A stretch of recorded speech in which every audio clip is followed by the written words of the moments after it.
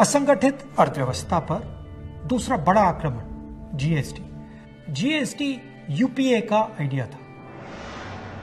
एक टैक्स, कम से कम टैक्स, साधारण सरल टैक्स। एनडीए का जीएसटी बिल्कुल अलग है। 4 अलग अलग टैक्स, 28% तक टैक्स और बड़ा कॉम्प्लिकेटेड, समझने को बहुत मुश्किल टैक्स।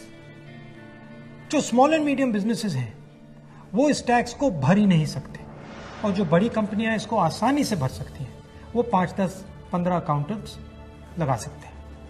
ये 4 अलग अलग रेट क्यों हैं?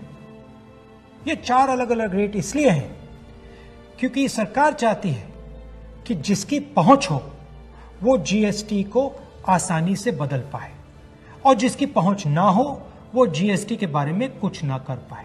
पहुंच किसकी है? हिंदुस्तान के सबसे बड़े 15-20 उद्योगपतियों की पहुंच है।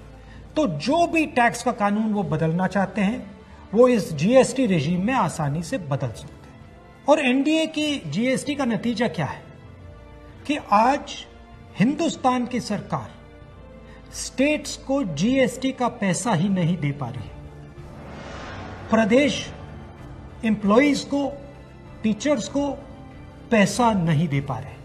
तो जीएसटी बिल्कुल फेल है, मगर यह सिर्फ फेल नहीं है, यह एक आक्रमण है गरीबों पर, स्मॉल एंड मीडियम बिजनेसेस पर। जीएसटी टैक्स की व्यवस्था नहीं है, जीएसटी हिंदुस्तान के गरीबों पर आक्रमण है।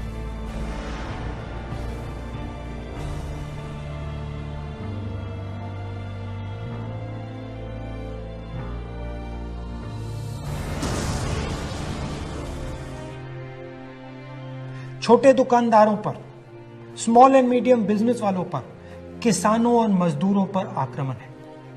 हमें इस आक्रमण को पहचानना पड़ेगा और मिलकर एक साथ इसके खिलाफ हम सबको खड़ा होना पड़ेगा।